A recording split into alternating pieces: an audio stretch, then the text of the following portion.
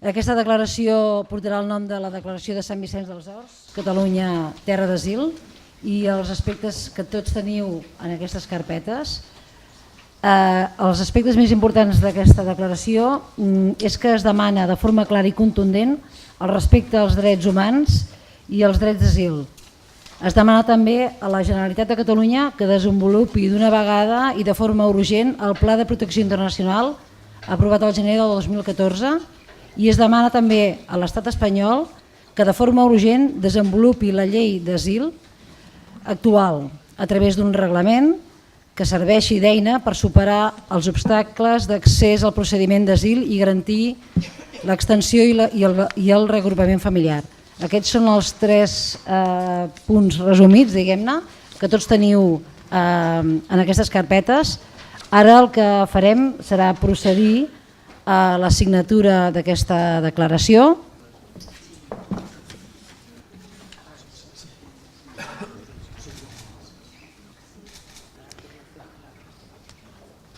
Dir-vos també, mentre van signant cadascun dels ponents, dir-vos també que d'aquesta declaració tenim la voluntat de que no sigui un acte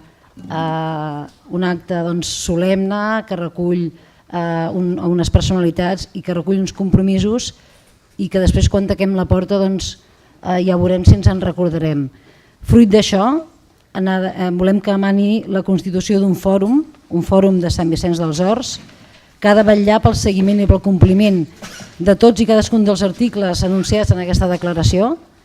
Aprofito també per animar a les associacions, a les entitats vicentines que esteu aquí representades, a adherir-vos a aquesta declaració de Sant Vicenç.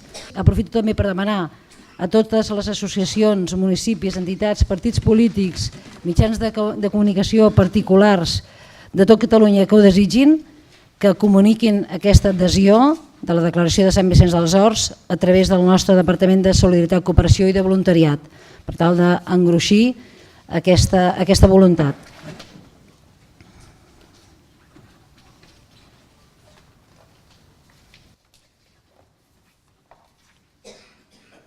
D'altra banda, dir-vos que aquest acte d'avui ens l'heu motivat vosaltres, és a dir, si Sant Vicenç no fos un poble solidari, penso que avui la sala aquesta del Molí dels Frares és plena perquè justament això ens ha impulsat a organitzar aquest acte, aquesta inquietud de Sant Vicenç que bé, l'Oriol abans també ha recollit i que jo replego.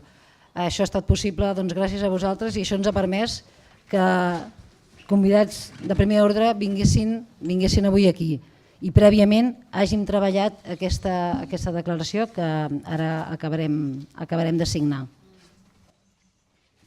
Per la meva part, com a regidora de Solidaritat, Cooperació i Voluntariat, dir 2 coses. Nosaltres no tenim...